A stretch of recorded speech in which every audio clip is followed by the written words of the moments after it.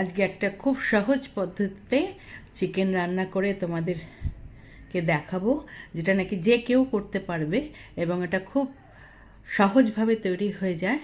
হাতে মেখে চিকেনটা রান্না করেছি, মানে কোনো আলাদাভাবে তোমাকে নানান রকম যে কসরত করে রান্না করা সেটা না, সব কিছু দিয়ে আগে মেখে নিয়ে চিকেনটা রান্না হবে। এটাতে জল পড়বে না, এটা খুব টেস্টি হয় এবং ভাত, রুটি, পরোটা সব কিছুর সঙ্গেই ভালো লাগে। প্রথমেই চিকেন আমি নিয়ে নিয়েছি, এখানটায় প্রায় 700 মতো চিকেন আছে।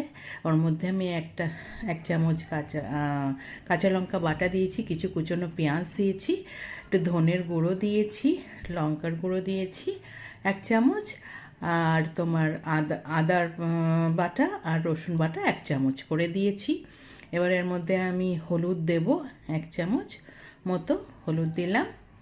দিয়ে এবার আমি এতে নুন দেব,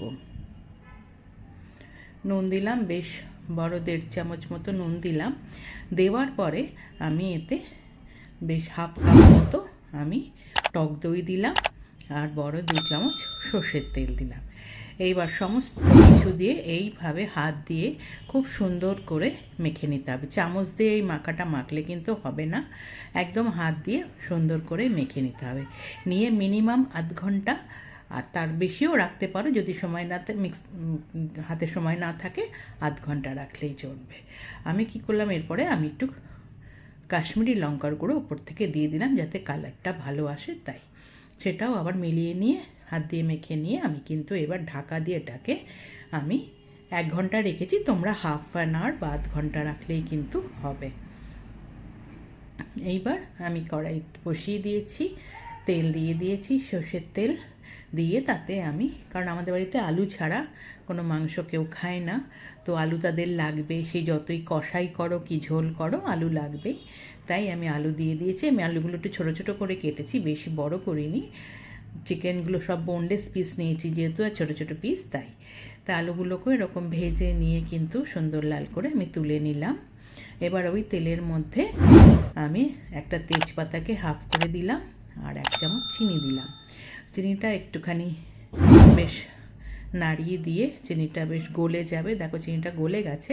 এবার এর মধ্যে আমি পেঁয়াজ কুচি দিয়ে দিলাম, বড় 2টো পেঁয়াজ কুচি দিয়ে দিলাম, আর আমি একটা পেঁয়াজ কুচি আমি কিন্তু চিকেনে দিয়ে ম্যারিনেট করে রেখেছি। তাহলে এখানে পেঁয়াজ কুচিটা দিয়ে এবার আমি এটাকে ভালো করে ভাজবো। বেশ একটু কিছুক্ষণ বেশ কালার এসে যাবে, পিঙ্কিশ কালার এসে যাওয়ার পরে যে চিকেনটা ম্যারিনেট করে রেখেছি সেটাকে এবার আমি দিয়ে দিলাম। দিয়ে ভালো করে আমি মিশিয়ে নিচ্ছি। নিয়ে এবার কিন্তু সমানে এই কষিয়ে কষিয়ে রান্নাটা হবে, এতে কোনো জল পড়বে না, কষিয়ে এই রান্নাটা হয়ে যাবে। আলুগুলোও দিয়ে দিলাম, সব দিয়ে একসাথে ভালো করে এবার আমি মিশিয়ে নিয়ে কিন্তু আমি ঢাকা দিয়ে দিয়ে অনেকক্ষণ ধরে কষিয়ে নেবো, যতক্ষণ না চিকেন আর আলু সেদ্ধ হচ্ছে। আমি ঢাকা দিয়ে দিলাম, 10 মিনিট পরে খুলেছি, আর গ্যাস কিন্তু মিডিয়াম থেকে স্লো থাকবে। দেখো 10 মিনিট পরে খুলেছি, আমি একটু নাড়াচাড়া করে নিচ্ছি। নিয়ে এবার আমি দেখে নেব আলুটা আরেকটু সেদ্ধ হবে, সেই জন্যে চিকেনটাও আরেকটু হবে, সেই জন্য কিন্তু আমি আবার ঢাকা দিয়ে দিলাম। দিয়ে আরও প্রায় 5 থেকে 7 মিনিট রেখেছি। এবার আমি খুলে নিলাম ঢাকা, আমার কিন্তু সব আলু চিকেন সব সেদ্ধ হয়ে গেছে। আমি উপর থেকে 1 চামচ গরম মশলার গুঁড়ো ছড়িয়ে দিলাম, দিয়ে সেটা ভালো করে কিন্তু মিশিয়ে নিলেই কিন্তু আমার এই হাতে মাখা চটজলদি চিকেন কিন্তু একদম রেডি। কত সহজ উপায় চিকেনটা রান্না হয়ে গেল।